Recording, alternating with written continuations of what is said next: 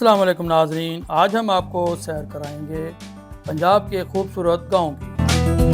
جدید دور میں قدیم روایات کا حامل یہ گاؤں، جس کا نام چک نمبر 363 WBOF 10 چک ہے، تحصیل دنیا پور، ضلع لودھرا میں واقع یہ گاؤں تقریباً 4000 نفوس پر مشتمل ہے۔ گاؤں کی اکثریت آبادی پڑھی لکھی ہے۔ ملازمت پیشہ افراد کے علاوہ باقی افراد زراعت کے شعبہ سے وابستہ ہیں۔ گاؤں کے لوگ انتہائی مہمان نواز ہیں اور یہاں پر اردو، پنجابی اور سریکی زبانیں بولی اور سمجھی سنی جاتی ہیں۔ تقریباً 3 مربع کلومیٹر پر مشتمل یہ گاؤں، جس کے مشرق میں دنیا پور، مغرب میں شجاع آباد، شمال میں ملتان اور جنوب میں بہاولپور واقع ہے۔ قیام پاکستان سے 18 سال قبل 1929 کو اس گاؤں کا قیام وجود میں آیا۔ خوبصورتی میں یہ گاؤں اپنی مثال آپ ہے۔ لوگوں کا رہن سہن انتہائی سادہ ہے اور یہاں کا موسم ہمیشہ خوشگوار رہتا ہے۔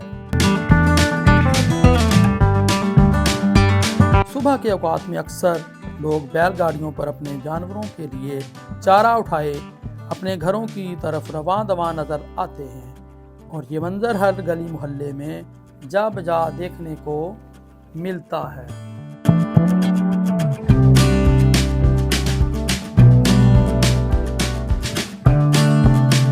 گاؤں میں لڑکوں کے لیے اور لڑکیوں کے لیے میٹرک تک علیحدہ سکول قائم ہے، جہاں پر مستند اساتذہ کرام ماہرانہ انداز میں تعلیم و تربیت کا فریضہ سر انجام دے رہے ہیں۔ چھوٹے بچوں کے لیے پرائمری تعلیم کا بھی خاطر خواہ انتظام ہے۔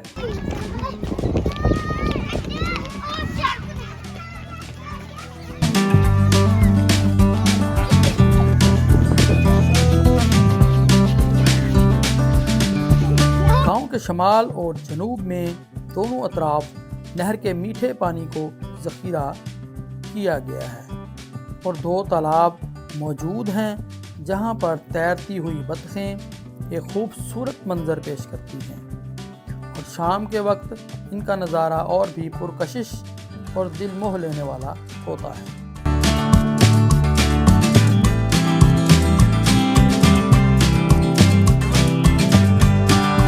یہ دونوں تالاب جانوروں کو پانی پلانے اور ان کو نہلانے کے کام بھی آتے ہیں۔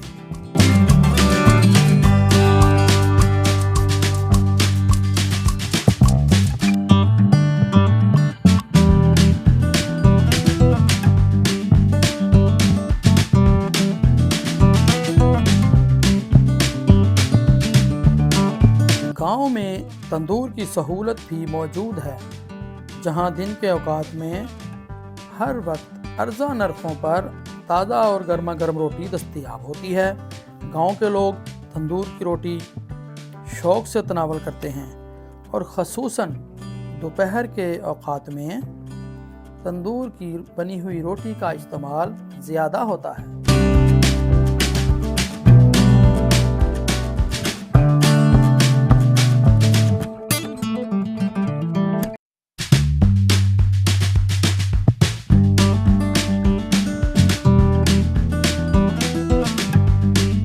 پکوڑا، جسے ایک پکوان کی حیثیت حاصل ہے، تازہ پکوڑے کی خوشبو جو لوگوں کو اپنی طرف مائل کرتی ہے، اور گاؤں کے لوگ اسے بہت ہی شوق سے کھاتے ہیں۔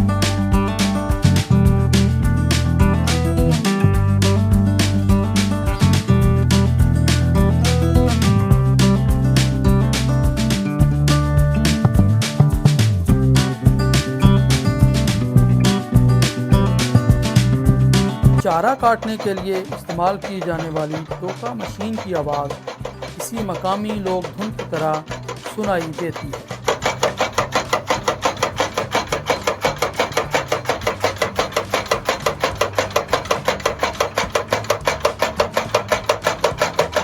جانور پالنا ایک منافع بخش کاروبار ہے، جن سے دودھ کے علاوہ گوشت کی ضروریات کو بھی پورا کیا جاتا ہے۔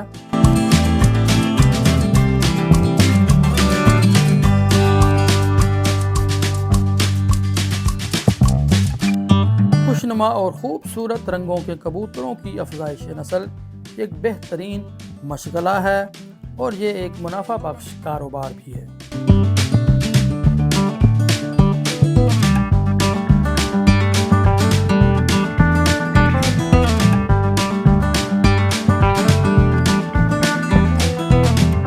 گاؤں میں آج بھی روایتی طریقوں سے ہی دیسی کڑک مرغی کے ذریعے انڈوں سے چوزے نکلوائے اور پالے جاتے ہیں۔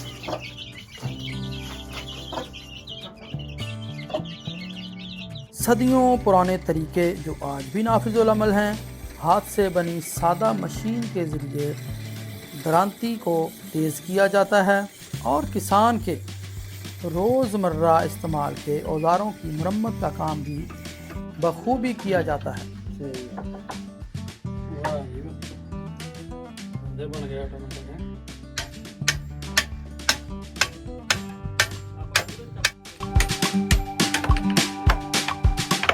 لچھے دار گولے جو بچے بڑے شوق سے کھاتے ہیں، انہیں روایتی طریقوں سے خوشنما رنگوں میں بنایا جاتا ہے، جنہیں بچے کسی کے ساتھ شیئر کرنا بھی پسند نہیں کرتے۔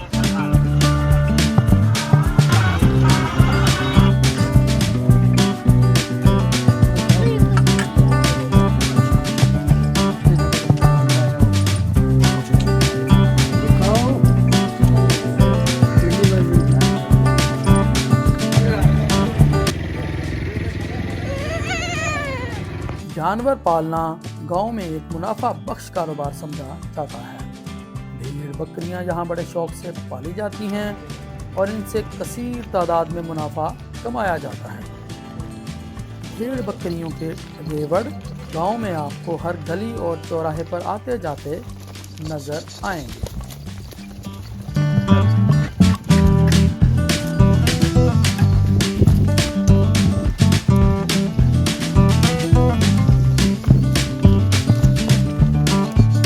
نہری پانی کی قلت کی وجہ سے کسان اپنی فصلوں کو ٹیوب ویل کے ذریعے سیراب کرتے ہیں۔ بجلی کے نرخ مہنگے ہونے کے باوجود بھی مجبوراً ٹیوب ویل سے ہی فصلوں کو سیراب کیا جاتا ہے۔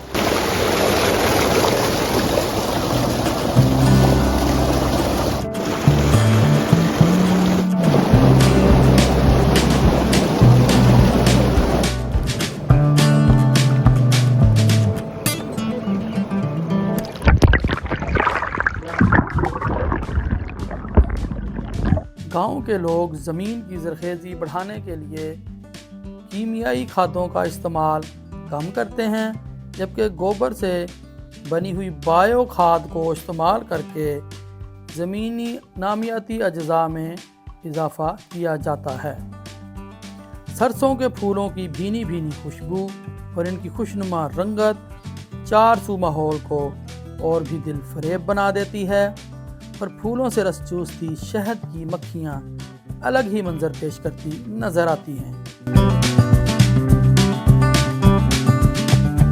گندم اور سرسوں کی فصل پک کر تیار ہونے کو ہے۔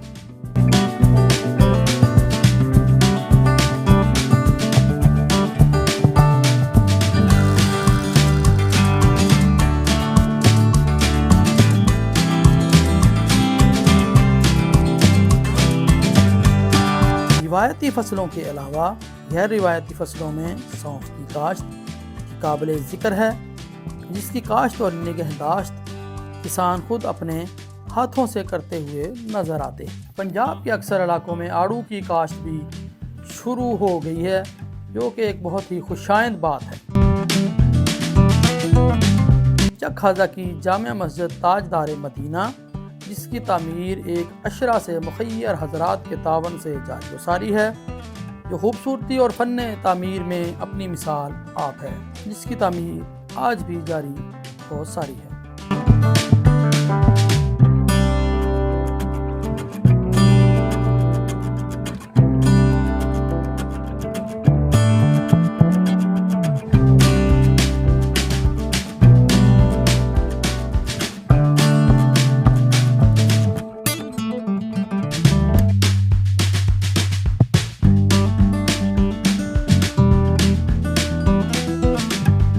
گاؤں کے مشرق اور مغرب دونوں جانب صدیوں پرانے دو مزارات موجود ہیں جہاں پر عقیدت مندوں کا رش رہتا ہے اور یہاں پر لوگ اپنی امیدوں کے دیے جلاتے ہوئے نظر آتے ہیں۔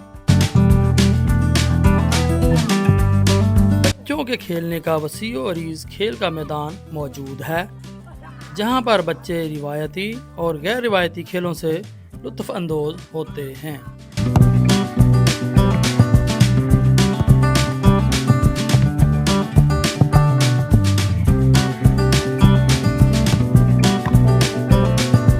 شام کا منظر گاؤں کی خوبصورتی میں اور بھی اضافہ کر دیتا ہے۔ خاموش ہوتی شام اور پرندوں کے چہچہانے کی آوازیں ایک الگ ہی نظارہ پیش کرتی ہیں۔